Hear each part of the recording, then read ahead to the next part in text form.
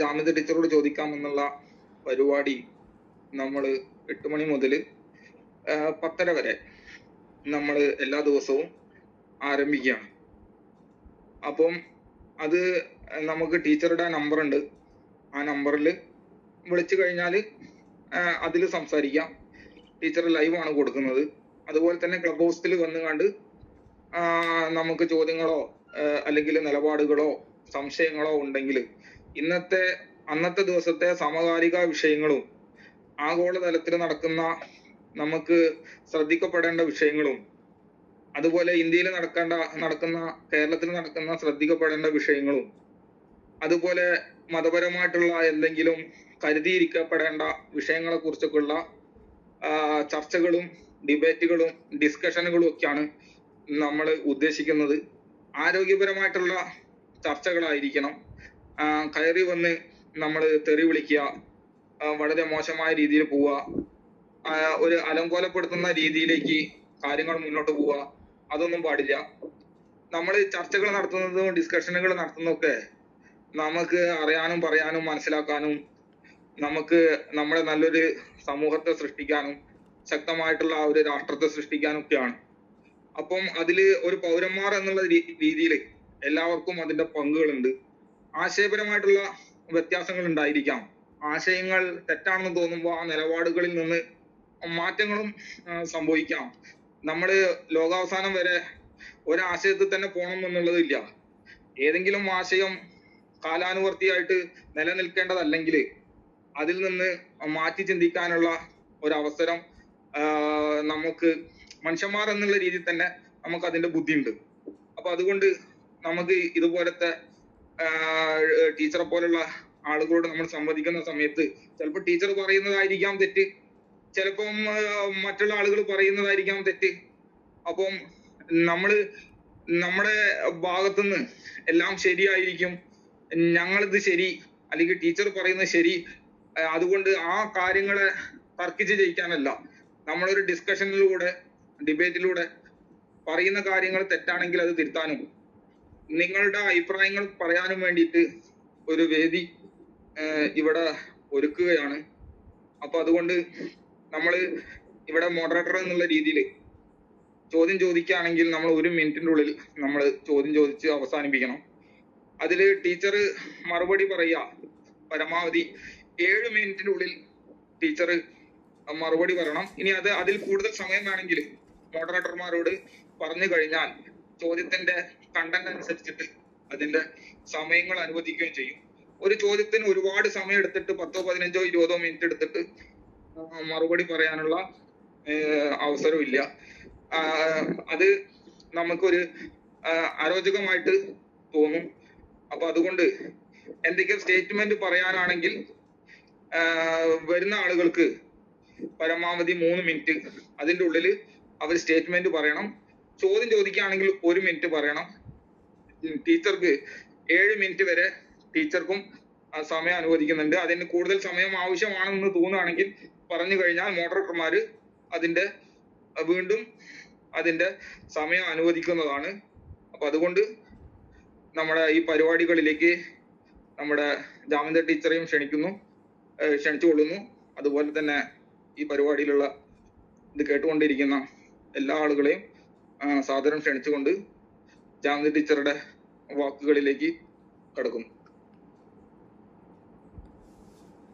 എല്ലാവർക്കും ഒരിക്കൽ കൂടി സ്വാഗതം. നമ്മൾ ഇതിൽ ഓപ്പൺ ഡിബേറ്റുകൾ സംഘടിപ്പിക്കുന്നത് മറ്റൊന്നിനും വേണ്ടിയല്ല, കാര്യങ്ങൾ അറിയിക്കണം. നമ്മുടെ പക്ഷത്ത് എന്തെങ്കിലും രൂപത്തിൽ ഒരു തെറ്റോ കുറ്റമോ അതല്ലെങ്കിൽ നമ്മുടെ അഭിപ്രായത്തോട് യോജിപ്പോ വിയോജിപ്പോ ഉണ്ടെങ്കിൽ അത് തുറന്നു പറയാൻ ഒരു പ്ലാറ്റ്ഫോമും കൂടിയാണ്. ഇന്നത്തെ കോയ എന്ന് പറയുമ്പോൾ ഇന്ന് നമ്മുടെ നാട്ടിൽ നടക്കുന്ന എല്ലാ തരത്തിലുള്ള ക്രിമിനാലിറ്റികൾക്കും മുസ്ലിം നാമം ഉയർന്നു വരുന്നു. ലഹരി എടുത്താലും സ്വർണ്ണക്കൊള്ള എടുത്താലും കള്ളക്കടത്തെടുത്താലും മലദ്വാർ ഗോൾഡ് എടുത്താലും അല്ല കൊള്ള കൊല തട്ടിപ്പ് അവിഹിതം തുടങ്ങിയ നിരവധി വിഷയങ്ങൾ നിരത്താൻ കഴിയും. എല്ലാത്തിലും എന്തുകൊണ്ടാണ് ഒരു മുസ്ലിം നാമം ഉയർന്നു വരുന്നത്? ഇനി മത പുരോഹിതന്മാരെ എടുത്താൽ പോട്ടെ, മറ്റൊരു പാപങ്ങളാണ്, അവരൊക്കെ ഈ മതത്തിന്റെ വെറും ഇരകൾ മാത്രമാണ്. പക്ഷെ എന്തുകൊണ്ടാണ് പുരോഹിതന്മാരുടെ പേരുകൾ ഉയർന്നു വരുന്നത്? ഇതിലൊക്കെ മദ്രസകളിൽ അടക്കം നടക്കുന്ന പീഡനങ്ങൾ. ആ മദ്രസയിലെ കുഞ്ഞുങ്ങളുടെ ഉമ്മമാരെ വരെ വശീകരിച്ച് വാട്സപ്പ് കൂട്ടായ്മ ഉണ്ടാക്കി, ഗ്രൂപ്പുകൾ ഉണ്ടാക്കി അവരുമായിട്ടുള്ള അവിഹിത കഥകൾ. ഇപ്പൊ 1.5 വയസ്സുകാരനെ കൊന്ന അഷ്കർ അടക്കം ഏതാണ്ട് ഒരു 4 പേരെയോളം അവൻ കൊന്നുകഴിഞ്ഞു. അവനെ പോലെയുള്ള ആളുകൾക്ക് എന്തുകൊണ്ടാണ് സമൂഹത്തിൽ ശക്തിയുക്തം വിമർശനങ്ങൾ ഉയർന്നു വരാത്തത്? ഇവനെയൊക്കെ പള്ളി മഹലിൽ നിന്നും പുറത്താക്കാനോ അതല്ലെങ്കിൽ ഇസ്ലാം മതത്തിൽപ്പെട്ടവനല്ല അവൻ, ഇനി അവൻ ചത്താൽ പള്ളിക്കാട്ടിൽ കബറടക്കത്തില്ലെന്നോ പറയാൻ ഇവിടെ ആരും ഉയർന്നു വരുന്നില്ല. അതിനേക്കാൾ ഗുരുതരമായ തെറ്റായിട്ടാണ് ഇവര് കാണുന്നത്. ഒരു ചിലങ്കക്കാലിൽ കെട്ടിയാൽ അത് കുറ്റം, മതം മാറിപ്പോയാൽ അത് കുറ്റം, മതത്തെ വിമർശിച്ചു പോയാൽ അത് കുറ്റം. പക്ഷേ ഇതുപോലെയുള്ള ആളുകളെ ഒന്നും പുറത്താക്കത്തില്ല. ഇന്നത്തെ കോയ എന്ന് പറയുമ്പോൾ നിങ്ങൾക്ക് ഒരുപക്ഷെ അത്ഭുതം ഉണ്ടായേക്കാം. ഒന്നുമല്ല, നമ്മൾ സമൂഹ മാധ്യമങ്ങളിൽ കാണുന്ന കുറച്ച് കോയാമാരുടെ പേരുകൾ ഞാൻ നിങ്ങൾക്ക് പറഞ്ഞു തരാം. നന്മ മരം എന്ന് ഉയർന്നു വന്ന നമ്മുടെ ഫിറോസ് കുന്നംപറമ്പിൽ, ആ മാന്യദേഹത്തെ കുറിച്ച് കേട്ട അവിഹിത കഥകളൊന്നും ഞാൻ പറയേണ്ടതില്ലല്ലോ. പെൺകുട്ടികൾക്ക് ലോഡ്ജ് റൂം എടുത്തു കൊടുത്തിട്ട് ഡ്രസ്സ് ഊരി കാണിക്കുകയും അവരോട് ഊരി കാണിച്ചു തരാൻ പറയുകയും ഒക്കെ ചെയ്യുന്ന വീഡിയോസ് നമ്മൾ കണ്ടതാണല്ലോ. ഖാദർ കരിപ്പൊടി നാക്കുകൊണ്ട് കാണിക്കുന്ന വീഡിയോ കോളിലെ അവിഹിതങ്ങളൊക്കെ നമ്മൾ കണ്ടതാണല്ലോ. ബഷീർ ബാഷി കിടന്ന് കാണിക്കുന്ന അട്ടഹാസങ്ങളും ലവ് ജിഹാദിൽ അകപ്പെടുത്തി ഒരു പെണ്ണിനെ കൊണ്ടുപോയതും ഒക്കെ നമ്മൾ കാണുന്നുണ്ടല്ലോ. ഇപ്പോതാ റസൂൽ പൂക്കുട്ടി സജനയുമായി ബന്ധപ്പെട്ട് ഒരുപാട് വോയിസുകൾ, ഇതൊന്നും നമുക്ക് നിഷേധിക്കാൻ പറ്റാത്ത യാഥാർത്ഥ്യങ്ങളാണ്. അതുപോലെ ഫിറോസുമായിട്ട് ബന്ധപ്പെട്ടിട്ട് ഇങ്ങനെ അനവധി നിരവധി സോഷ്യൽ മീഡിയ ഫെയിമുകളെ എടുത്താൽ പോലും കാണാൻ സാധിക്കുന്നത് തൊപ്പി അടക്കമുള്ള ആളുകൾ. നോക്കണം, ഇതൊക്കെ മുസ്ലിം നാമധാരികളായതിന്റെ പേരിൽ മാത്രം എതിർ ശബ്ദങ്ങൾ, വിമർശനങ്ങൾ ഉയർന്നു വരുന്നില്ല. അതുകൊണ്ട് ഇന്നത്തെ കോയ എന്ന പരിപാടിയിൽ നമ്മൾ അഭിസംബോധന ചെയ്യാനും അഡ്രസ് ചെയ്യാനും ശ്രമിക്കുന്നത് മുസ്ലിം കമ്മ്യൂണിറ്റിയിൽ നിന്ന് എന്തുകൊണ്ടാണ് ഇത്രയധികം ക്രൂരതകളും ഇത്രയധികം ക്രിമിനലുകളും സാമൂഹ്യ വിരുദ്ധരും രാജ്യവിരുദ്ധരും അക്രമ സ്വഭാവമുള്ളവരും ഉയർത്തെഴുന്നേറ്റ് വരുന്നത്. അക്രമങ്ങളെ ഒന്നും നമ്മൾ മതവൽക്കരിക്കുന്നതല്ല, മതത്തിന്റെ പേരിൽ അവരെ ആരെയും കോർണർ ചെയ്യുന്നതുമല്ല. ഇവര് പറയാറുണ്ട്, ചെറിയ പ്രായത്തിലെ തന്നെ ഞങ്ങൾ മദ്രസയിൽ അഭ്യസിച്ചു വരുന്നത് കൊണ്ട്, ഞങ്ങൾ ഖുർആനും ഹദീസും ഒക്കെ പഠിച്ച് ഇസ്ലാമിന്റെ സംസ്കാരത്തിലെ അദബ് എന്നാണ് അതിന് പറയാ, മതമര്യാദകൾ പഠിക്കുന്നത് കൊണ്ട് മുസ്ലിങ്ങളിൽ പൊതുവെ ഇത്തരം കുറ്റകൃത്യങ്ങൾ കുറവാണ് എന്ന് പറയുന്നത് കൊണ്ടാണ് ഇത്തരം വിഷയങ്ങൾ പ്രധാനമായിട്ട് നമ്മൾ അഡ്രസ് ചെയ്യുന്നത്. എന്തെങ്കിലും സംശയങ്ങൾ ഉണ്ടെങ്കിലോ അഭിപ്രായങ്ങൾ ഉണ്ടെങ്കിലോ ഈ വിഷയ സംബന്ധമായിട്ട് ചോദിക്കാം.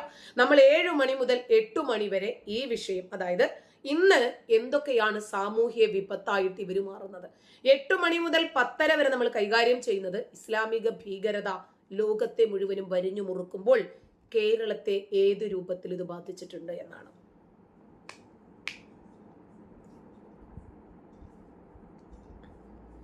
ആർക്കെങ്കിലും ഇന്നത്തെ ഈ വിഷയവുമായി ബന്ധപ്പെട്ടിട്ട് ചോദിക്കാനുണ്ടെങ്കിൽ കയറി വന്ന് ചോദിക്കുക. അതല്ല, നിങ്ങളുടെ മനസ്സിലുള്ള ഏതെങ്കിലും ചോദ്യങ്ങളാണ് എന്നുണ്ടെങ്കിൽ നമ്മളോട് അത് പറഞ്ഞു കഴിഞ്ഞാൽ നമുക്ക് അതിന്റെ അവസരത്തിനനുസരിച്ചിട്ട് നമ്മൾ അതിന്റെ അനുമതി നൽകുന്നതാണ്. സ്പീക്കർ പാനലുള്ള ആളുകൾക്ക് ആർക്കെങ്കിലും എന്തെങ്കിലും ചോദ്യങ്ങൾ ഉണ്ടെങ്കിൽ ചോദിക്കാം. താഴത്തുള്ള ആളുകൾ ഉണ്ടെങ്കിൽ കയറി വരും.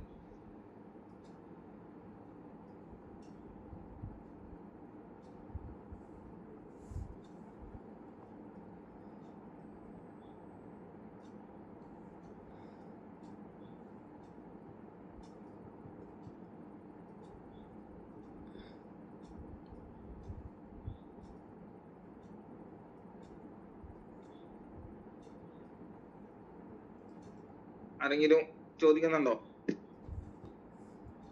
അരുൺ ചോദിച്ചോളൂ. നമസ്കാരം.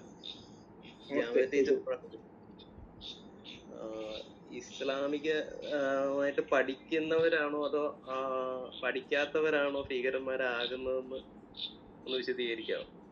പഠിക്കാത്തവരാണോ ഭീകരരാകുന്നത്, പഠിക്കുന്നവരാണോ ഭീകര? ഭീകരവാദികളാകാൻ പ്രത്യേകിച്ച് നന്നായി പഠിക്കേണ്ടതൊന്നുമില്ല. അപ്പൊ പോപ്പുലർ ഫ്രണ്ടിന്റെ ഒരു ഹിറ്റ് ലിസ്റ്റ് ഉണ്ട്, അതുപോലെ അവർക്ക് പ്രാക്ടീസ് കൊടുക്കുന്ന ഹിറ്റ് സ്ക്വാഡും ഉണ്ട്. അവരെന്താണ് പഠിക്കേണ്ടത് എന്ന് ആ ടീമാണ് തീരുമാനിക്കുന്നത്. ഒരാൾ കൺവേർട്ട് ചെയ്ത് ഇസ്ലാമിലേക്ക് വരുമ്പോൾ, ഇപ്പൊ റാഷിദ് അബ്ദുള്ള ആണെങ്കിലും ബെക്സൺ ആണെങ്കിലും അതുപോലെയുള്ള ആളുകളൊക്കെ കണ്ണൂർ കാസർഗോഡ് നിന്നൊക്കെ ഐസിസിലേക്ക് പോയി. അവര് പഠിച്ചിരിക്കുന്നത് മതത്തിനു വേണ്ടിയിട്ട് നമ്മൾ എന്ത് ചെയ്യണം, എന്താണ് നമ്മൾ ചെയ്യുക? അപ്പൊ അവര് പഠിക്കുന്നത് സെലക്റ്റീവ് ആയിട്ടുള്ള വചനങ്ങൾ മാത്രമാണ്. അത് അങ്ങനെ തന്നെ രൂഢമൂലമായിട്ട് പഠിച്ചാലും ഭീകരനാകാം. ഒന്നുകിൽ ഭീകരനാകും, അതല്ലെങ്കിൽ അവൻ മതത്തിൽ നിന്നും പുറത്തു പോകും. അതാണ് ചെയ്യാൻ പറ്റുന്നത്. അപ്പോൾ ഒരാൾ പൊട്ടിത്തെറിക്കണമെങ്കിൽ മൊത്തവും പഠിക്കണമെന്നില്ല. അവൻ പഠിക്കേണ്ടുന്ന ചില വചനങ്ങൾ മാത്രം പഠിച്ചാൽ മതി. ഇപ്പൊ മുമ്പ് ഒരു പോപ്പുലർ ഫ്രണ്ട് ഭീകരൻ പ്രസംഗിച്ചത് അള്ളാഹുവിന്റെ പാശത്തെ മുറുകെ പിടിക്കുന്നതിന് വേണ്ടി, അള്ളാഹു ഞങ്ങളെ ഏൽപ്പിച്ച ദൗത്യം പൂർത്തീകരിക്കുന്നതിന് വേണ്ടി ഞങ്ങൾ നിങ്ങളോട് യുദ്ധം ചെയ്യും, നിങ്ങളുടെ തലയെടുക്കാൻ ഞങ്ങൾ പഠിച്ചിട്ടുണ്ട്, ഞങ്ങളെ പഠിപ്പിച്ചിട്ടുണ്ട് എന്ന് പറഞ്ഞിട്ടായിരുന്നു 10 സെക്കൻഡ് കൊണ്ട് പകൽ വെളിച്ചത്തിൽ സംഘപരിവാരങ്ങളുടെ തല ഞങ്ങൾ എടുക്കുമെന്ന് പറഞ്ഞിട്ട് അയാൾ വെല്ലുവിളിച്ചത്. അപ്പൊ അയാളോട് ചോദിച്ചപ്പോൾ അയാൾ വേറൊരാളോട് സംസാരിക്കുന്ന ഒരു ഓഡിയോ ക്ലിപ്പ് പുറത്തു വന്നിരുന്നു. ആള് പറഞ്ഞത് ഞാൻ പഠിച്ച വചനങ്ങൾ വെച്ചിട്ടാണ് ഞാൻ പറയുന്നത്. അപ്പോൾ ഇസ്ലാം സമാധാനമാണോ എന്ന ചോദ്യത്തിന് ആ വചനങ്ങൾ ഉണ്ടാകും ഖുർആനിലെ, അത് നിങ്ങൾക്ക് എടുക്കണമെങ്കിൽ എടുക്കാം, ഞാൻ എടുക്കുന്നത് ഈ വചനമാണ് എന്നാണ് അദ്ദേഹം മറുപടി പറഞ്ഞത്. അതുകൊണ്ട് ചോദിച്ചത് ഖുറാനില് മറ്റേ ഭീകരവാദം പറഞ്ഞിട്ടില്ല, അതുകൊണ്ട് അത് പഠിക്കാത്തത് കൊണ്ടാണ് ഭീകരവാദികളാവണം, അങ്ങനെയാണോ ഉദ്ദേശിച്ചത്? അതുകൊണ്ട് ഉദ്ദേശിച്ചത് അല്ലല്ല. അത് ഈ ഇപ്പം മദ്രസയിലൊന്നും പോകാതെ അടിച്ചു പൊളിച്ച് നടക്കുന്ന പിള്ളേരുണ്ട്. അപ്പൊ അവരാണ് ചിലപ്പോൾ ഈ സോഷ്യൽ മീഡിയയിലൊക്കെ ഇതുപോലുള്ള കാട്ടിക്കൂട്ടൽ കാണിക്കുന്നതെന്നാണ് എനിക്ക് തോന്നിയത്. അതുകൊണ്ട് ഞാൻ ചോദിച്ചതാ.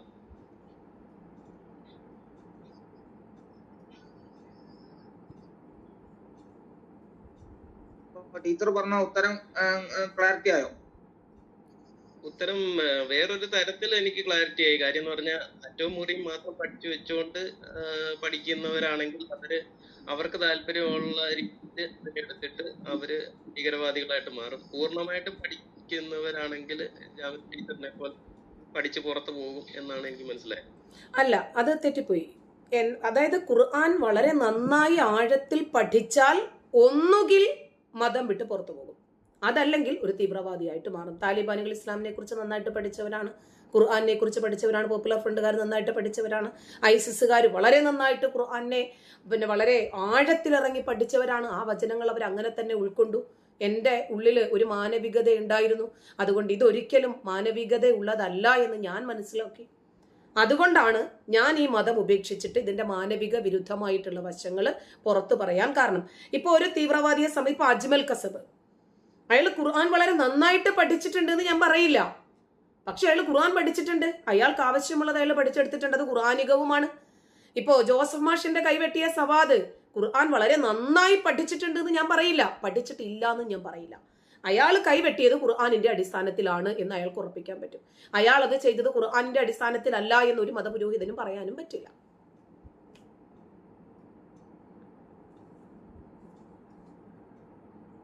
മാനവികത ഇല്ലാത്തവൻ ഇത് പഠിച്ചു കഴിഞ്ഞാൽ ഭീകരനാകുമെന്ന് ഉറപ്പാണ് അല്ലെ?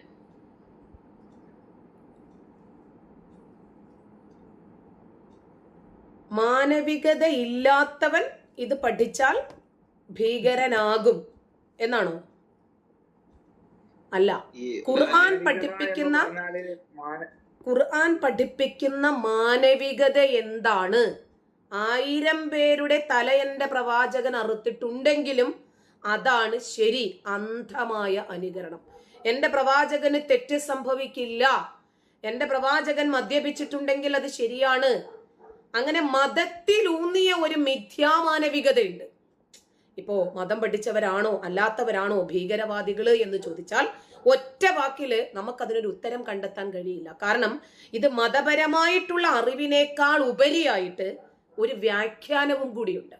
ഇനി അതിന്റെ വാക്കർത്ഥത്തിൽ പിടിച്ചാലും അതിനെ ആശ്രയിച്ചിരിക്കും അവർ ചെയ്യുന്ന പ്രവൃത്തി. ഏതൊരു ഗ്രന്ഥത്തെയും പോലെ തന്നെ ഖുർആനിലെ വചനങ്ങളും ഒരുപാട് രൂപത്തിൽ, അതുകൊണ്ടാണല്ലോ ഇത്രയധികം തഫ്സീറുകൾ വേണ്ടി വരുന്നത്. അപ്പൊ ഇവര് പറയും യുദ്ധസന്ദർഭത്തിൽ ഇറങ്ങിയ വചനമാണ്, പ്രവാചകന്റെ കാലഘട്ടത്തില് ഇങ്ങനെ ഒരു ഗ്രന്ഥം വന്നിട്ടില്ല, അപ്പോൾ ഇത് യുദ്ധകാലഘട്ടത്തിൽ ഇറങ്ങിയതാണ് എന്ന് വ്യാഖ്യാനിക്കുന്നത് തെറ്റ്. കാരണം ഇത് ഏത് സന്ദർഭത്തിലാണ് തനിക്ക് ഇറങ്ങിയത് എന്ന് പറയേണ്ടത് പ്രവാചകനാണ്. അപ്പോൾ ഇവരൊക്കെ ചെയ്യുന്ന ഈ ഭീകരവാദത്തെ ന്യായീകരിക്കാൻ വേണ്ടിയിട്ട് ഇവർ ഈ രൂപത്തിൽ ഒരു വ്യാഖ്യാനം കൊണ്ടുവരാറുണ്ട്.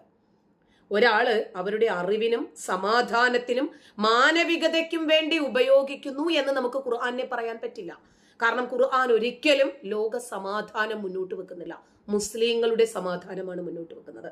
മനുഷ്യത്വം മുന്നോട്ട് വെക്കുന്നില്ല, മനുഷ്യന്റെ മാനവികത മുന്നോട്ട് വെക്കുന്നില്ല.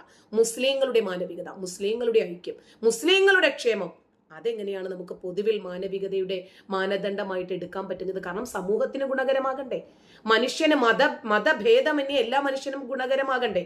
അപ്പൊ മതപരമായിട്ടുള്ള അറിവിനെ സങ്കുചിതമായി തീവ്രമായിട്ടുള്ള ലക്ഷ്യങ്ങൾക്ക് വേണ്ടിയിട്ട് ഉപയോഗിക്കുന്നത് വളച്ചൊടിച്ചിട്ടല്ല. അങ്ങനെ അക്രമകരമായിട്ടുള്ള ഖുർആൻ വചനങ്ങൾ ഖുർആനിലുണ്ട്. ഈ തീവ്രവാദ ആശയങ്ങളിലേക്ക് യുവാക്കളെ ആകർഷിക്കുന്ന രൂപത്തിലുള്ള ആശയങ്ങളും ഖുർആനിക വചനങ്ങളും ഖുർആനിലുണ്ട്. അത് മതത്തെ കുറിച്ചിട്ട് അവർക്ക് നന്നായിട്ട് അറിയാത്തത് കൊണ്ടാണ് എന്ന് പറയരുത്. ആ വചനങ്ങൾ തന്നെയാണ് ഉൾക്കൊണ്ടത്. നമ്മൾ പറയണം, അജ്മൽ കസബ് എന്തിനാണ് അങ്ങനെ ചെയ്തത്, സദ്ദാം ഹുസൈൻ എന്തിനാണ് ഇങ്ങനെ ചെയ്തത്, ഒസാമ ബിൻ ലാദൻ, അതുപോലെ ജൂത വിരോധം എടുത്തിട്ടുള്ള ഇസ്മായിൽ ഹനിയ, യഹിയ സിൻവാർ, ഇവരൊക്കെ എന്തിനാണ് ഇത് ചെയ്തത് എന്ന് അതിനകത്ത് തന്നെയുണ്ട്. ഇപ്പൊ സവാദ് ജോസഫ് മാഷിന്റെ കയ്യും കാലും വെട്ടി ഖുർആനികമല്ലെന്ന് പറയാൻ പറ്റുമോ? ഖുർആനിക വചനങ്ങളെ അദ്ദേഹം വളച്ചൊടിച്ചതാണ്, വ്യാഖ്യാനിച്ചതാണ് എന്ന് പറയാൻ പറ്റുമോ? അല്ല. ഭീകരവാദം എന്നത് ഒരു ഗ്രന്ഥത്തിനകത്ത് അതിന്റെ മാനവികതയാണ് എന്ന് പറഞ്ഞ് ഇവര് തന്നെ അതിന്റെ മാനവികതയാണെന്ന് പറയുന്നെങ്കിൽ പോലും ആ ഗ്രന്ഥത്തിനകത്ത് ഇതുണ്ട്. അത് സാമൂഹികമായിട്ടുള്ള അസമത്വം ഉണ്ടാക്കുന്നുണ്ട്. അതുപോലെ അക്രമം സ്പ്രെഡ് ചെയ്യാൻ ഒരു കാരണമാകുന്നുണ്ട്. അന്താരാഷ്ട്ര തലത്തിൽ പോലും മനുഷ്യന്മാർ പരസ്പരം മതത്തിന്റെയും ജാതിയുടെയും പേരിൽ സംഘർഷങ്ങൾക്ക് വഴിവെക്കാൻ ഇത് കാരണമാകുന്നുണ്ട്. അതുകൊണ്ടാണ് ഖുർആൻ പഠിച്ച ഭൂരിഭാഗം ആളുകളും സമാധാനകാംക്ഷികളായിട്ടല്ല നമ്മൾ കാണുന്നത്. അവര് പുതിയ പുതിയ ഓരോ സംഘടനകൾ ഉണ്ടാക്കി, സംഘടനാ നേതാക്കൾ ഉണ്ടാക്കി. ഇപ്പോ ഇന്ന് ഇവിടെ ഉള്ള ഏറ്റവും വലിയ ഖുർആൻ പണ്ഡിതൻ, ഇസ്ലാമിക പണ്ഡിതൻ, ഷിയ പണ്ഡിതനായ ആയത്തുള്ള അലി ഖുമൈനി, അയാളാണ് മരിച്ചത്. അയാൾ ഇറാനിൽ ചെയ്തു കൂട്ടിയതൊക്കെ നമ്മൾ കണ്ടില്ലേ? മതപരമായിട്ടുള്ള അറിവില്ലായ്മയാണോ? ദശലക്ഷക്കണക്കിന് മുസ്ലിങ്ങളെയാണ് അയാൾ കൊന്നൊടുക്കിയത്. എന്തിനാ? ഭരണകൂട ഭീകരതയെ എതിർത്തതിന്റെ പേരിൽ. അപ്പൊ ഇതൊക്കെ ഖുർആനികമാണ്. ഭരണാധികാരിയെ എതിർക്കാൻ പാടില്ല. മതമര്യാദകൾ അത് ചോദ്യം ചെയ്യാൻ പാടില്ല. മതം തീരുമാനിക്കും അതിന്റെ മാനവികത എന്താണെന്ന്. നമ്മൾ ആരും വിലയിരുത്തുന്നതല്ല മതത്തിന്റെ മാനവികത.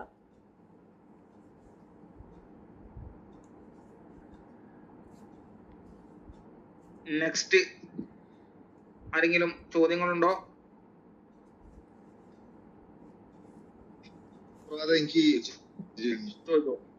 ചോദിക്കാൻ നിൽക്കുന്നേരം നിങ്ങളൊരു പ്ലാനൊക്കെ ചെയ്തോണ്ടൊക്കെ പിന്നെ ഞാൻ ചോദിച്ചോ, നോ പ്രോബ്ലം. ടീച്ചറെ നമസ്കാരം. നമ്മള് കോഴിക്കോടുള്ളതാണ്. അപ്പൊ നമ്മളൊക്കെ ചെറുപ്പത്തില് ഈ സ്കൂളൊക്കെ പഠിക്കുന്ന സമയത്ത് നമ്മളോട് ഇങ്ങനെ പറയുന്നു, നിങ്ങള് ഭയങ്കര വൃത്തിയില്ലാത്ത ആൾക്കാരാണ്, നിങ്ങള് ഈ മുദ്രയിച്ചാൽ കേൾക്കൊന്നും ചെയ്യാത്ത വൃത്തിയിട്ട ആൾക്കാരാണ്. ഞാനങ്ങനെ കുറച്ചൊരു ഇതായിട്ട് പറയുന്നതിന് ക്ഷമിക്കണേ.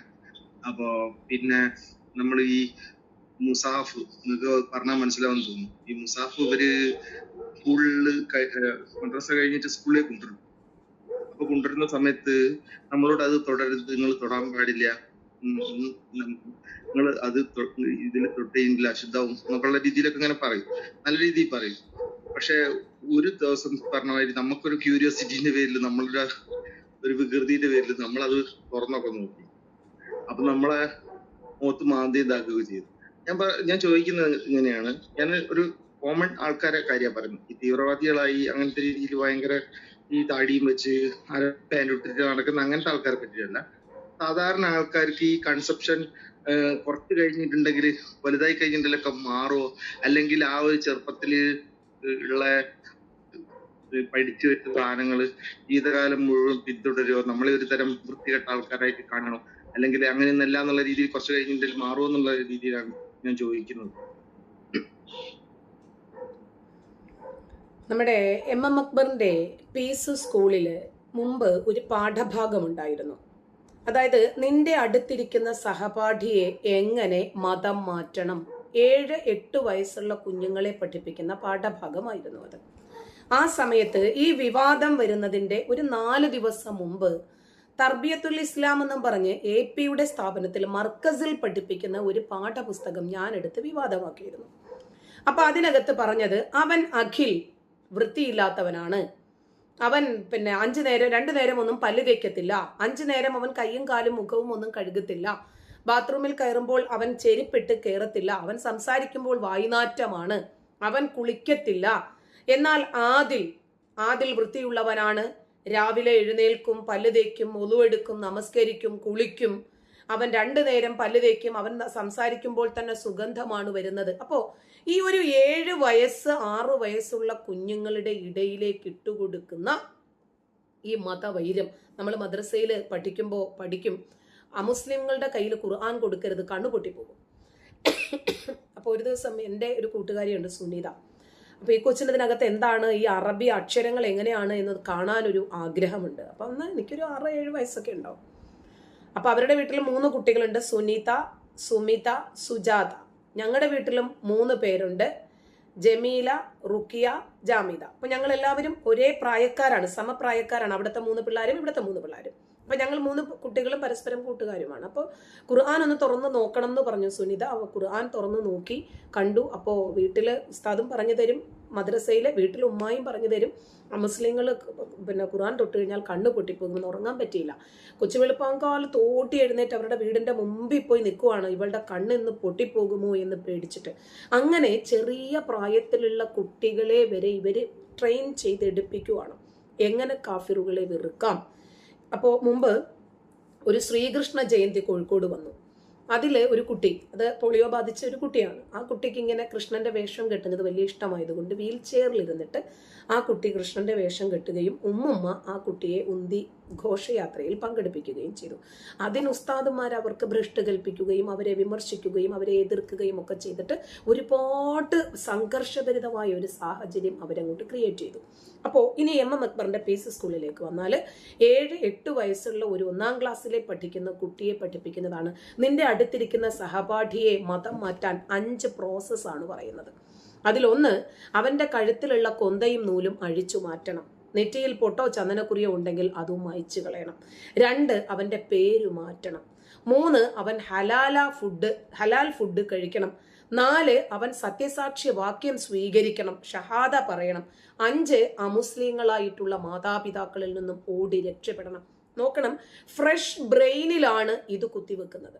ഇത് വളർന്നു പടർന്നു പന്തലിച്ചൊരു വടവൃക്ഷമായി കഴിയുമ്പോൾ അവരുടെ മനസ്സിൽ നിന്നും ഇത് പോകുമെന്ന് തോന്നുന്നുണ്ടോ? ചിലർക്ക് അവരുടെ സാഹചര്യങ്ങളുടെ ഒക്കെ സമ്മർദ്ദം, മറ്റുള്ളവരുമായിട്ടുള്ള ഇടപഴകൽ, പിന്നെ അവർ മനസ്സിലാക്കുന്ന ഒരു മാനവികതയുണ്ട്. അതിനനുസരിച്ച് ഒരു പക്ഷേ രൂപമാറ്റം സംഭവിച്ചേക്കാം. അങ്ങനെ സംഭവിക്കാത്ത ആളുകളാണ് അനവധിയുള്ളത്. കാരണം അവൻ കാഫിറാണ്. അവൻ എന്ത് മൂത്രമൊഴിച്ചാൽ കഴുകാത്തവനാണ്, അവൻ സുന്നത്ത് ചെയ്യാത്തവനാണ്, അതിനെയൊക്കെ വീട്ടിൽ കയറ്റാൻ പറ്റുമോ? അങ്ങനെയൊക്കെയുള്ള അയിത്തങ്ങളും ഭ്രഷ്ടുകളുമുണ്ട്. പക്ഷേ 3 സുഹൃത്തുക്കൾ ഒരുമിച്ച് പോകുന്നു. അപ്പോൾ മുസ്ലിം കുട്ടി പറയുന്നു, എനിക്ക് നമസ്കരിക്കാൻ സമയമാടാ, ഞാൻ ഒന്ന് പോയി നിസ്കരിച്ചിട്ട് വരാം. അവൻ പോയി നമസ്കരിക്കുന്നു. അവൻ തുടിക്കുന്ന ഹൃദയത്തിന് മുകളിൽ കൈവച്ചിട്ട് അവൻ 17 തവണ ഒരു ദിവസം പറയുന്നതാണ്, അല്ലാഹുവേ, ഈ കാഫിറുകളുടെ ബഹുദൈവ വിശ്വാസികളുടെ കൂട്ടത്തിൽ നീ എന്നെ ഉൾപ്പെടുത്തല്ലേ അല്ലാ. നീ കോപിക്കുകയും നീ വഴിപിഴപ്പിക്കുകയും ചെയ്തവന്റെ മാർഗത്തിൽ നീ ഞങ്ങളെ ഉൾപ്പെടുത്തരുതേ അല്ലാ എന്ന് പ്രാർത്ഥിച്ചിട്ട് തിരിച്ചു വന്നിട്ട് കാഫിറിന്റെ തോളിൽ കൈയിടുന്ന കുട്ടിയുണ്ട്. അതിന്റെ 2 ഫാക്ടറുണ്ട്. ഒന്ന്, ഈ പറയുന്നത് എന്താണ് എന്ന് ഇവൻ അറിയില്ല. 2, ഇവനൊരു പ്രാക്ടീസിങ് മുസ്ലിം അല്ല. ഇസ്ലാമിക ഗ്രന്ഥങ്ങളിൽ എന്തു പറയുന്നു എന്ന് നോക്കിയിട്ട് അങ്ങനെ കുത്തും കോമയും നോക്കി ജീവിക്കുന്നവനല്ല. ഈ 2 ഫാക്ടറാണുള്ളത്. ഇതിനും അപ്പുറമാണ് ഇവൻ മനസ്സിലാക്കുന്ന ഒരു മാനവികത. എന്നെ പോലെ തന്നെയല്ലേ അവനും. എന്റെ കണ്ണുനീരും ഒരുപോലെ, എന്റെ വേദനകളും ഒരുപോലെ, എന്റെ ഇമോഷൻസും ഒരുപോലെ, എന്റെ ചോരയും ഒരുപോലെ. ഞാൻ ഇന്നൊന്ന് തളർന്നു വീണാൽ അവനല്ലേ എന്നെ പൊക്കേണ്ടത്? ഇതിലെന്തിനാണ് ഞാൻ മതം കൊണ്ടുവരുന്നത്, എന്തിനാണ് ജാതി കൊണ്ടുവരുന്നത് എന്ന് ചിന്തിച്ച് ഉയർന്ന മൂല്യങ്ങൾ ഉൾക്കൊള്ളുന്നവരുണ്ട്. പക്ഷേ ഭൂരിഭാഗം ആളുകളുടെ ഉള്ളിലും ഈ മതം എന്ന് പറയുന്ന ഈ അക്രമി കിടപ്പുണ്ട്. അത് തരാതരം അവസരത്തിനൊപ്പിച്ച് മാത്രമേ പുറത്തു ചാടൂ.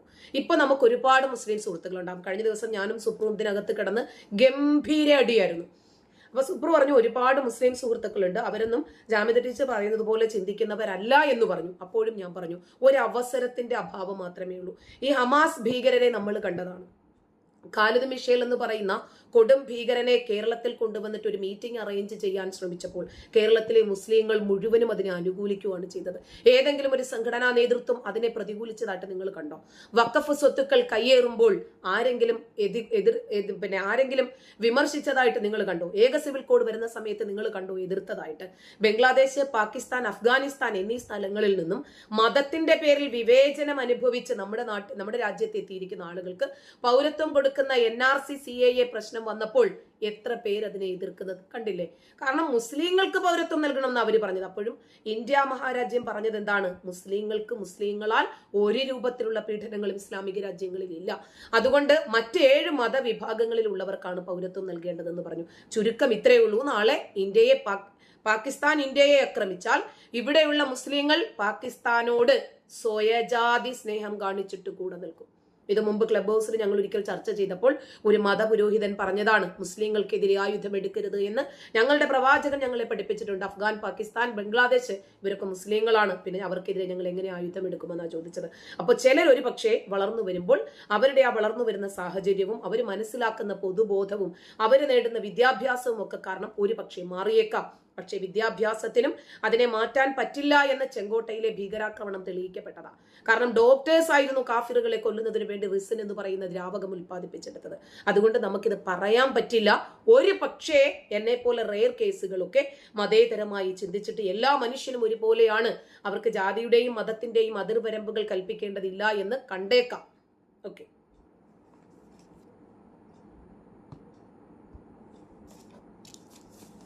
ഉത്തരം വ്യക്തമായോ? വ്യക്തമാണ്. ഓക്കെ, ഇനി ആർക്കെങ്കിലും ക്വസ്റ്റ്യൻസ് ഉണ്ടോ? ക്വസ്റ്റ്യൻസ് ഉണ്ടെങ്കിൽ കയറി വരിക. നമ്മളെന്തെങ്കിലും സ്റ്റേറ്റ്മെന്റ് പറയുകയാണെങ്കിൽ പറഞ്ഞ ചോദ്യം ചോദിക്കുകയാണെങ്കിൽ 3 മിനിറ്റും, ചോദ്യം ചോദിക്കുകയാണെങ്കിൽ 1 മിനിറ്റും. നമ്മുടെ ജാമിദ് ടീച്ചർക്ക് 7 മിനിറ്റുമാണ് ഇവിടെ പരമാവധി അനുവദിച്ചിട്ടുള്ളത്. അതുകൊണ്ട് ചോദ്യങ്ങൾ ഉണ്ടെങ്കിൽ കയറി വരിക, ധൈര്യപൂർവ്വം ചോദ്യം ചോദിക്കുക. ഓക്കെ, ചോദിച്ചോളൂ. നമസ്കാരം. ചേട്ടാ, ഒരു കാര്യം ചോദിക്കാനായിട്ടായിരുന്നു. ഈ ഹജ്ജിന് പോകുന്നതിന് മുമ്പ് എന്തോ പൊരുത്തം അങ്ങനെ ഒരു സിസ്റ്റം ഉണ്ടോ? അത് കാരണം ഞാനത് ചോദിക്കാൻ കാരണം 130 മറ്റൊരു ചെക്ക് കേസിന്റെ നെഗോസിയേഷൻ ആയിരുന്നു, മീഡിയേഷൻ ഇരുന്ന സമയത്ത് വർഷങ്ങൾക്ക് മുമ്പാണ്. അപ്പം ഒരു പുള്ളി വന്നൊരു കാക്കയാണ്. പുള്ളി പറഞ്ഞൊരു വാചകം, പുള്ളി ഹജ്ജിന് പോയിട്ടുള്ളതാണ്, അതങ്ങനെ പൊരുത്തം ചെയ്യാതെ പോകാൻ പറ്റത്തില്ല, അങ്ങനെ ഒരു വാചകം പറഞ്ഞു. എന്തുമായിരുന്നു? ഞാനത് അന്നേ അതൊക്കെ അങ്ങ് തള്ളി. പക്ഷെ അത് എന്താണെന്നുള്ളത് അങ്ങനെ ഉണ്ടോ? ഉണ്ടെങ്കിൽ അത് ജസ്റ്റ് ഒന്ന് അറിയാൻ വേണ്ടിയിട്ടാ, പ്ലീസ്. എന്നറിയോ, ഈ ഹജ്ജ് എന്ന് പറഞ്ഞാല് ഒരു വിശ്വാസിയെ സംബന്ധിച്ചിടത്തോളം ജീവിച്ചിരിക്കുമ്പോൾ ആയുസ്സും ആരോഗ്യവും സമ്പത്തുമുള്ള ഒരു വിശ്വാസി ചെയ്യേണ്ടുന്ന നിർബന്ധമായ ഒരു കർമ്മമാണ്. ഇതുണ്ടെങ്കിൽ മാത്രം കേട്ടോ, സമ്പത്ത്, ആരോഗ്യം, ഇത് രണ്ടും വളരെ ഇമ്പോർട്ടൻ്റ് ആണ്. ആയുസ് ഉണ്ടെങ്കിൽ ചെയ്യാൻ പറ്റത്തുള്ളല്ലോ. അപ്പോൾ ഇതുള്ളവര് നിർബന്ധമായിട്ടും ഇത് ചെയ്യണം. ജീവിതത്തിൽ ഒരിക്കലെങ്കിലും മക്കയിൽ പോയിട്ട് ഹജ്ജ് ചെയ്യണം. ഈ ഹജ്ജ് ചെയ്തു കഴിഞ്ഞാൽ അവൻ അതുവരെ ചെയ്ത മുഴുവൻ പാപങ്ങളും പുറത്തു പോയി. ഇപ്പോൾ ഹജ്ജിനൊക്കെ പോയിട്ട് വരുന്ന ആളുകൾക്ക് മുമ്പ് ഞങ്ങളുടെ കൂട്ടത്തിൽ ഒരാൾ ഹജ്ജ് ചെയ്തിട്ട് വന്നപ്പോഴേക്ക് ഞാനൊരു പാൽക്കുപ്പി കൊണ്ട് കൊടുത്തിരുന്നു. അപ്പോൾ അദ്ദേഹം എന്നോട് പിൽക്കാലത്ത് പറഞ്ഞു, ഞാൻ മതം വിടാൻ കാരണമായത് ജാമിദ ടീച്ചർ കൊണ്ടു തന്ന പാൽക്കുപ്പിയാണ് എന്ന് പറഞ്ഞിട്ട്. ഇന്ന് അദ്ദേഹം വലിയൊരു യുക്തിവാദിയാണ്, കുറച്ച് വയസ്സുണ്ട്. അതായത് എന്തിനാണെന്ന് ചോദിച്ചപ്പോൾ ഞാൻ പറഞ്ഞു, താങ്കൾക്ക് ഇനിയും ഇതല്ലേ ആവശ്യമുള്ളൂ, കാരണം ഇതുവരെ ചെയ്ത എല്ലാ പാപവും പുറത്ത് ഇന്ന് ജനിച്ച കുഞ്ഞിനെ പോലെ താങ്കളായി മാറിയല്ലോ. അപ്പൊ മക്കയിൽ പോയിട്ട് 4-5 ലക്ഷം രൂപയുണ്ടെങ്കിൽ ഏത് സമ്പന്നനും എന്ത് തെമ്മാടിത്തരവും ചെയ്തിട്ട് പോയി ഹജ്ജ് ചെയ്യാം. അപ്പോൾ ഇവരുടെ മുഴുവൻ പാപവും പൊറുക്കാൻ വേണ്ടിയിട്ടുള്ളൊരു കർമ്മത്തിനാണ് പോകുന്നത്. അപ്പോൾ സൃഷ്ടികൾ തമ്മിൽ എന്തെങ്കിലും ചെയ്തിട്ടുണ്ടെങ്കിൽ സൃഷ്ടികൾ തമ്മിൽ തന്നെ പൊരുത്തം ചോദിക്കണം എന്ന ഒരു ഫാക്ടർ പ്രവാചകൻ പഠിപ്പിച്ചിട്ടുണ്ട്. അതായത് മാതാപിതാക്കളോട്, കൂടപ്പിറപ്പുകളോട്, ആരോടെങ്കിലും എന്തെങ്കിലും ക്ഷമിക്കാൻ പറ്റാത്തത് ചെയ്തിട്ടുണ്ടെങ്കിൽ പരസ്പരം അങ്ങോട്ടും ഇങ്ങോട്ടും പൊരുത്തം ചോദിച്ച് മാപ്പ് ചോദിച്ചിട്ട് പോകണം. ഇപ്പോ നാളെ അഷ്കറിന് കുറച്ച് പൈസയൊക്കെ കിട്ടി ഹജ്ജ് ചെയ്യണമെന്ന് തോന്നിയാല് ഈ 1.5 വയസ്സുകാരനെ കൊന്നിട്ടുണ്ട്, ആരോട് മാപ്പ് ചോദിക്കും? ആ 1.5 വയസ്സുകാരന്റെ അമ്മ ഇവന്റെ കൂടെയുണ്ട്, അച്ഛനെ ഇവൻ തന്നെ കൊന്നു കഴിഞ്ഞു. അപ്പൊ ഇനി ആരോട് മാപ്പ് ചോദിക്കും? തൂബു ഇലല്ലാഹി തൗബത്തൻ നസൂഹ. നിങ്ങൾ എന്ത് അതിക്രമം ചെയ്തിരുന്നാലും ശരി, നിങ്ങൾ അള്ളാഹുവിനോട് പശ്ചാത്തപിച്ചാൽ മതി. അള്ളാഹു പൊറുക്കാത്തത് അള്ളാഹുവിനെ പോലെ ഒരു രക്ഷിതാവുണ്ട് എന്ന് നമ്മൾ വിചാരിച്ചാൽ അത് മാത്രമേ ഉള്ളൂ പൊറുക്കാത്തത്. എത്ര പേരെ കൊന്നാലും കൊള്ളയടിച്ചാലും പിന്നെ വ്യഭിചരിച്ചാലും പിടിച്ചു പറിച്ചാലും ചതിച്ചാലും വഞ്ചിച്ചാലും കൊള്ള ലാഭം എടുത്താലും ഒക്കെ പൊറുത്തു കൊടുക്കുന്ന ഒരു പടച്ചോനെയാണ് ഇവര് സങ്കല്പിച്ചിട്ടുള്ളത്. അപ്പോൾ അതുകൊണ്ട് ഞാൻ ആരോടെങ്കിലും എന്തെങ്കിലും അതിക്രമം ചെയ്തിട്ടുണ്ടെങ്കിൽ എന്നോടൊന്ന് പുറത്തേക്കണേ, ഞാൻ നാളെ ഹജ്ജിന് പോകുകയാണ്, ശരി ക്ഷമിച്ചേക്കണം, നിന്നോട് ഒരു 10 രൂപ ഞാൻ മുമ്പ് വാങ്ങിയിട്ടുണ്ടായിരുന്നല്ലോ, നിനക്കതിപ്പോൾ ഞാൻ എത്ര തന്നാലാണ് അത് കറക്റ്റ് ആകുക, എനിക്കൊരു 1000 രൂപ വേണ്ടി വരും, ശരി ഇന്ന് 1000 രൂപ എന്നോട് ക്ഷമിക്കണേ, ഞാൻ എൻ്റെ അറിവില്ലായ്മ കൊണ്ട് നിന്നോട് എന്തൊക്കെയോ ചെയ്തു പോയി. അപ്പോൾ എന്ത് ചെയ്താലും ശരി, ഇങ്ങനെ ഒരു വിശ്വാസി മറ്റൊരു വിശ്വാസിയോട് പോയി ചോദിച്ചാൽ ഉറപ്പായിട്ടും അയാൾ ഹജ്ജിനാണ് പോകുന്നത്. ഇവരും വിശ്വാസിയാണല്ലോ, അതുകൊണ്ട് സാധാരണഗതിയിൽ പുറത്തു കൊടുക്കാറാണ് പതിവ്. എന്ത് ചെയ്തിരുന്നാലും ഒരു കുഴപ്പമില്ല, ഇവരും പൊറുക്കും പരസ്പരം. കാരണം വിശ്വാസികൾ പരസ്പരം എന്തെങ്കിലും തെറ്റുകളോ കുറ്റങ്ങളോ ന്യൂനതകളോ ചെയ്തിട്ടുണ്ടെങ്കിൽ അതൊരിക്കലും മൂന്നാമതൊരാളോട് പറയാൻ പാടില്ല. അതായത് ഇപ്പൊ എൻ്റെ ഒരു സുഹൃത്ത്, ഞാനൊരു വിശ്വാസിയാണെങ്കിൽ എൻ്റെ ഒരു സുഹൃത്ത് എന്തെങ്കിലും പോരായ്മകൾ ചെയ്തിട്ടുണ്ടെങ്കിൽ ഞാനത് മൂന്നാമതൊരാളോട് പറയാതെ അവന്റെ ന്യൂനത മറച്ചു വെച്ചാൽ പരലോകത്ത് അല്ലാഹു എൻ്റെ ന്യൂനത മറച്ചു വെക്കുമെന്നാണ് പ്രവാചകൻ പഠിപ്പിച്ചത്. അതുകൊണ്ട് ഹജ്ജിന് പോകുന്നതിന് മുമ്പ് സ്വർഗം വാങ്ങിക്കാൻ വേണ്ടി പോകുന്നതാണ്, അതിന്റെ റിസർവേഷൻ ടിക്കറ്റിന് വേണ്ടി പോകുമ്പോഴേക്ക് ഈ ഒരു ഉഡായിപ്പ് പൊരുത്തം ചോദിക്കലുണ്ട്. അതായത് ഹജ്ജ് എന്ന് പറഞ്ഞാൽ മനുഷ്യൻ തന്റെ ജീവിതത്തിൽ ചെയ്ത ഏറ്റവും വലിയൊരു കർമ്മമാണ്, സ്വർഗം വാങ്ങിക്കാൻ വേണ്ടി പോകുന്നതാണ്, പ്രവാചകന്റെ മണ്ണിലേക്കാണ് പോകുന്നത്. അപ്പൊ അറിഞ്ഞോ അറിയാതോ ആരോടെങ്കിലും എന്തെങ്കിലും ചെയ്തിട്ടുണ്ടെങ്കിൽ അത് പുറത്ത് കിട്ടാൻ വേണ്ടിയിട്ട് മറ്റുള്ളവരോട് ക്ഷമ ചോദിക്കുന്നുണ്ട്. പക്ഷേ ഇത് ഇന്ന് ഇവർക്കിടയിൽ ഒരു ആചാരമാണ്. നമ്മൾ എന്ത് വലിയ തെറ്റ് ചെയ്തിരുന്നാലും ശരി, പൊരുത്തം വാങ്ങിക്കഴിഞ്ഞാൽ എല്ലാം തീർന്നു, കാരണം നമ്മുടെ ശിക്ഷ കഴിഞ്ഞു എന്ന് ധരിക്കുന്നുണ്ട്. അതാണ് ഇപ്പോ ഈ റഹീം ചെയ്ത ഒരു കുറ്റകൃത്യമുണ്ടല്ലോ, ഒരു 15 വയസ്സുകാരനെ അടിച്ചു കൊന്നു. ആ കുടുംബക്കാര് മാപ്പ് കൊടുത്തു, ഇവന് ബ്ലഡ് മണി കൊടുത്തു, കുറെ പണം വാങ്ങിച്ചിട്ട് ഇവന് മാപ്പ് കൊടുത്തത് കൊണ്ട് ഇവൻ വിചാരിക്കുന്നത് എന്താ, ഇസ്ലാം മത വിശ്വാസം എന്താ, അവന്റെ ശിക്ഷ തീർന്നു എന്നാ. പക്ഷെ ആ 15 വയസ്സുകാരനെ കൊന്നു എന്നതൊരു കുറ്റം തന്നെയല്ലേ? അപ്പൊ ഇങ്ങനെ പരസ്പരം ചെയ്യുന്ന തെറ്റുകൾക്ക് പരിഹാരം കാണേണ്ടത് ബാധ്യതകൾ തീർത്തിട്ട് കുറ്റബോധത്തോടുകൂടിയാണെന്ന് നമ്മൾ മനസ്സിലാക്കുന്നത്. അതിനെപ്പോഴും ഞാനത് ചെയ്യാൻ പാടില്ലായിരുന്നല്ല, അവൻ പോട്ടെ സാരമില്ല എന്ന് പറഞ്ഞു കഴിഞ്ഞാൽ തീർന്നു. അപ്പൊ ഒരു വ്യക്തി തങ്ങളുടെ നാട്ടിൽ വലിയ സാമ്പത്തിക തട്ടിപ്പുകളോ അതല്ലെങ്കിൽ ഹജ്ജ് തട്ടിപ്പോ, ഇപ്പൊ കഴിഞ്ഞ ദിവസം കാസർഗോഡ് നിന്നും ഒരു 150ഓളം ആളുകളെ കണ്ണൂരുള്ള ഒരു മതപണ്ഡിതൻ കൊണ്ടുപോയി. ഹജ്ജിന് പോയിട്ട് അവിടെ ഇറക്കി വിട്ടു, അവരുടെ പാസ്പോർട്ടും ഒക്കെ ആയിട്ട് അവരങ്ങോട്ട് മുങ്ങി. അതിനകത്ത് കുട്ടികളുണ്ടായിരുന്നു, സ്ത്രീകളുണ്ടായിരുന്നു, ഗർഭിണികളുണ്ടായിരുന്നു, വൃദ്ധരുണ്ടായിരുന്നു, രോഗികളുണ്ടായിരുന്നു. അവസാനം അവർ എംബസിയെ സമീപിച്ചിട്ടാണ് ഇവർക്ക് പാസ്പോർട്ടൊക്കെ എടുത്തിട്ട് അടുത്ത ഫ്ലൈറ്റിൽ ഇവരെ കയറ്റി വിടേണ്ടി വന്നത്. ഏതാണ്ട് ഒരു 22 ദിവസത്തോളം അവരവിടെ തങ്ങിക്കിടന്നു. അപ്പൊ ഹാജി വിചാരിക്കുന്നത് എന്താ, ഇവരോട് നാളെ മാപ്പ് ചോദിച്ചാൽ തീരാവുന്ന വിഷയമല്ലേ ഉള്ളൂ, എല്ലാം പൊറുക്കണം, എന്നോട് എനിക്ക് അങ്ങനെ പറ്റിപ്പോയതാണ് എന്ന് പറഞ്ഞു കഴിഞ്ഞാൽ. അപ്പോൾ താൻ ചെയ്ത തെറ്റിന്റെ ആധിക്യം മനസ്സിലാക്കാതിരിക്കാനും താൻ ചെയ്ത തെറ്റിൽ നിന്ന് ഒളിച്ചോടാനുമുള്ള ഒരു മാർഗം മാത്രമാണ് ഇസ്ലാമിൽ ഇത്. മതപരമായി ക്ഷമ ചോദിക്കുന്നതിനെ ഞാൻ ഒരിക്കലും അനുകൂലിക്കില്ല.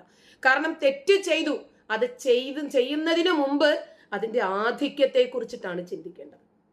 ഇനിയിപ്പോ മനുഷ്യന് അറിഞ്ഞോ അറിയാതെയോ ഒക്കെ തെറ്റ് സംഭവിച്ചേക്കാം, ഒരു ജീവനൊക്കെ പോകുന്ന തെറ്റാണ് എന്ന് പറഞ്ഞാല് ഇപ്പോ അബ്ദുൾ റഹീമിനെ കണ്ടില്ലേ, പൊന്നാടയിട്ട് സ്വീകരിക്കുന്നത്, അവൻ ചെയ്ത തെറ്റ് അവൻ മനസ്സിലാക്കുന്നുണ്ടോ? അവൻ ചാനലുകളിലൊക്കെ വന്നിരുന്ന് ചിരിച്ചു മറിഞ്ഞ് സംസാരിക്കുന്നത് കണ്ടില്ലേ? ഞാൻ ഒരെണ്ണം കൊടുത്തു, ഒരടി കൊടുത്തു, അപ്പോഴേക്ക് ആ കുട്ടിയുടെ കഴുത്തിലുള്ള സാധനം തെറിച്ചു പോയി, കുട്ടി മരിച്ചു. വളരെ ലാഘവത്തോടെ. കാരണം എന്താ, അവൻ ചെയ്ത തെറ്റാണെന്ന് അവൻ ഇപ്പോഴും തോന്നുന്നില്ല. കാരണം കുടുംബ മാപ്പ് കൊടുത്ത് ഞാൻ 20 വർഷം ജയിലിൽ കിടന്നില്ലേ? ഇതിനോട് ഞാൻ യോജിക്കുന്നില്ല. ഇത് എന്ത് തെമ്മാടിത്തരം ചെയ്തിരുന്നാലും ശരി, അതിൽ നിന്ന് ഒളിച്ചോടാനുള്ള ഇവരുടെ ഒരു സ്കിപ്പിംഗ് തന്ത്രം മാത്രമാണ്. മനസ്സിലായി. ഇത് സംഭവം ഞാൻ ചോദിക്കാൻ കാരണമേ, നമ്മുടെ എന്റെ ഒരു ക്ലയന്റ് ആയിരുന്നു, പുള്ളിക്ക് ഇത് വ്യക്തമായി, ഇപ്പൊ പറഞ്ഞത് വ്യക്തമായോ?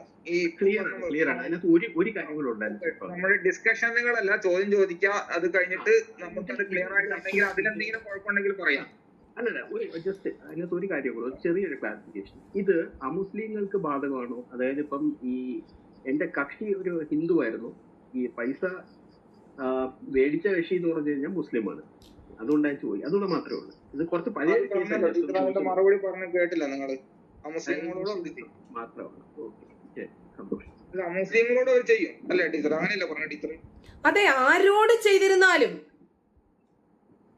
അതിനകത്ത് മുസ്ലിം കാഫിറ എന്നൊന്നുമില്ല. പക്ഷെ പ്രവാചകൻ പഠിപ്പിച്ചത് വിശ്വാസികളോട് എന്തെങ്കിലും തെറ്റുകൾ ചെയ്താൽ, ഇനിയിപ്പോ ഈ വിശ്വാസിയെ സംബന്ധിച്ചിടത്തോളം കാഫിറിനോട് എന്തെങ്കിലും ചെയ്താലും അവൻ കാഫിറിനോട് പോയിട്ട് മാപ്പ് ചോദിക്കുമെന്നൊന്നും എനിക്ക് തോന്നുന്നില്ല.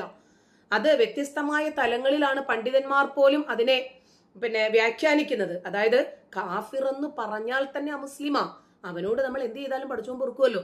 വിശ്വാസിയോട് ചെയ്താൽ മാത്രമല്ലേ പഠിച്ചോൻ പൊറുക്കാത്തതുള്ളൂ. ചില വിശ്വാസികളെ സംബന്ധിച്ചിടത്തോളം കാഫിറുകളോട് മാപ്പ് ചോദിക്കുന്നതൊക്കെ ഞാൻ കണ്ടിട്ടുണ്ട് കേട്ടോ.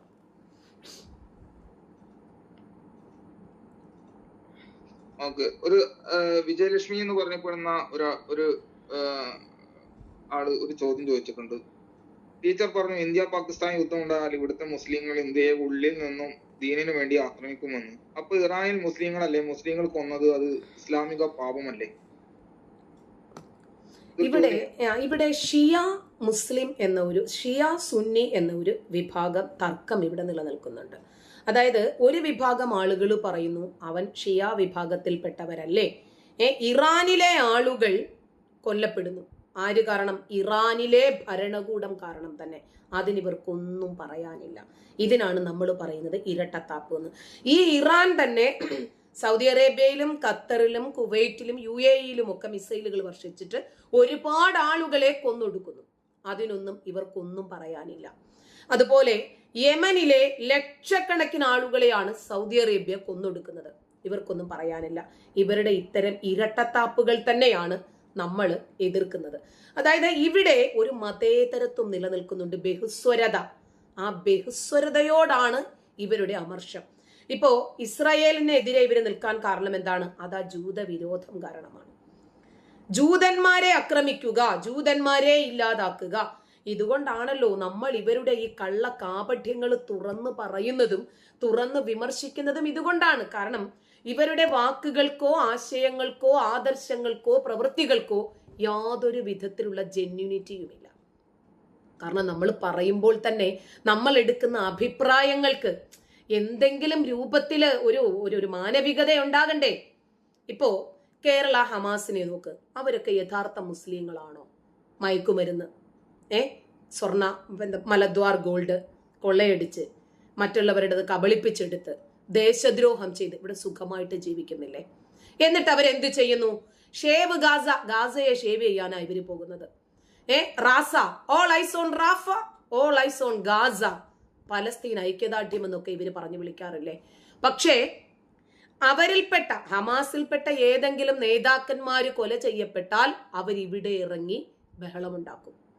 പക്ഷേ ഇറാന്റെ അകത്ത് തന്നെ എത്രയോ ഭരണാധികാരികൾ ഇറാൻ ഭരണാധികാരികളാൽ തന്നെ കൊല ചെയ്യപ്പെടുന്നുണ്ട്.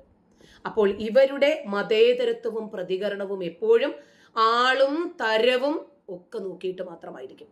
അതുകൊണ്ടാണ് ഈ കേരളത്തിലെ ഇത്തരം ഹമാസോളികൾ, ഇത്തരം ഭീകരവാദികൾ വളരാതിരിക്കാനും ഇവരുടെ ഈ ഇരട്ടത്താപ്പുകൾ പൊളിച്ചടുക്കാനും നമ്മൾ എപ്പോഴും സുസജ്ജരായിരിക്കുന്നത്. അതുകൊണ്ടാണ്.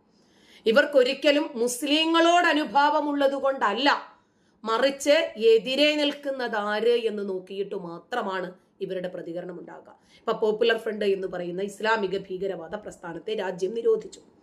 അതുകൊണ്ടോ അവരുടെ നേതാക്കൾ ജയിലിലായതുകൊണ്ടോ ഒന്നും ഭീകരവാദം ഇല്ലാതാകുന്നില്ല. ഭാരതമോ കേരളമോ ഒക്കെ തീവ്രവാദ മുക്തമായി എന്ന് നമ്മൾ ആരും വിചാരിക്കുന്നുമില്ല.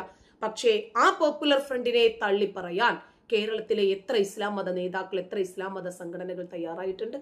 ജോസഫ് മാഷിന്റെ കയ്യും കാലും എടുത്തത് ഖുർആനികമല്ല എന്ന് പറയാൻ ഇവർക്ക് കഴിഞ്ഞിട്ടുണ്ടോ? അപ്പോൾ എതിരെ നിൽക്കുന്നവന്റെ മതം ഇവർക്ക് പ്രശ്നമാണ്. എപ്പോൾ? ബഹുസ്വരതയ്ക്കെതിരെ വരുമ്പോൾ. അതായത് ഇവിടെ ജനാധിപത്യ രാജ്യമാണ്. ഈ രാജ്യത്തിനെതിരെ വരുന്ന സമയത്ത് ഇവർ അവരുടെ കൂടെയാണ് നിൽക്കുക. കാരണം പോപ്പുലർ ഫ്രണ്ട് രാജ്യവിരുദ്ധരായിരുന്നു, അതുകൊണ്ട് അവർക്കെതിരെ നിൽക്കും. ഇറാൻ ജൂതവിരോധരാണ്, അപ്പൊ അവരുടെ ആ ജൂതവിരോധികളായതുകൊണ്ട് അവരുടെ കൂടെ നിൽക്കും.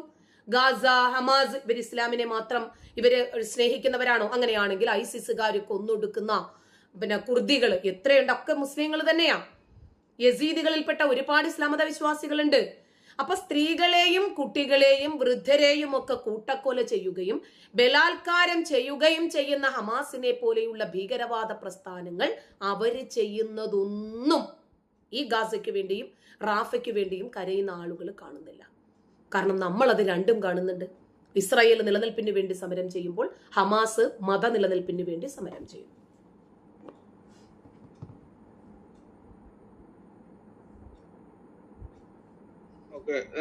അവർക്ക് വ്യക്തമായിട്ടുണ്ടാവുമെന്ന് വിചാരിക്കുന്നു. അപ്പൊ നമ്മുടെ ഇന്നത്തെ കോയ ജാമിദ ടീച്ചറോട് ചോദിക്കാമെന്നുള്ള പരിപാടി നമ്മുടെ ലൈവ് പരിപാടിയാണ് ടീച്ചറുടെ യൂട്യൂബ് ചാനലിൽ. ചോദ്യങ്ങൾ ആർക്കെങ്കിലും ഉണ്ടെങ്കിൽ നമുക്ക് സമകാലിക വിഷയങ്ങളോ അല്ലെങ്കിൽ ഇസ്ലാമിക വിഷയവുമായി ബന്ധപ്പെട്ടുള്ള എന്തെങ്കിലും സംശയങ്ങളോ അല്ലെങ്കിൽ ഇന്നത്തെ ഏറ്റവും സുപ്രധാനമായിട്ടുള്ള ആഗോളതലത്തിൽ നടക്കുന്ന വിഷയങ്ങളെ കുറിച്ചിട്ടൊക്കെ ആളുകൾക്ക് വന്നുകൊണ്ട് ചോദ്യം ചോദിക്കുക. ചോദ്യം ചോദിക്കാൻ ഒരു മിനിറ്റും എന്തെങ്കിലും സ്റ്റേറ്റ്മെന്റുകൾ വെക്കുകയാണെങ്കിൽ 3 മിനിറ്റും അനുവദിക്കും. ടീച്ചർ അതിൽ 7 മിനിറ്റിന്റെ ഉള്ളിൽ അതിന്റെ മറുപടി പറയും. ആർക്കെങ്കിലും ചോദ്യങ്ങൾ ഉണ്ടെങ്കിൽ കയറി വരേണ്ടതാണ്. നമ്മുടെ സ്പീക്കർ പാനലിലുള്ള ആർക്കെങ്കിലും ചോദ്യങ്ങളുണ്ടോ? ഉണ്ടെങ്കിൽ അവർക്ക് ചോദിക്കാനുള്ള ഒരു അവസരമുണ്ട്.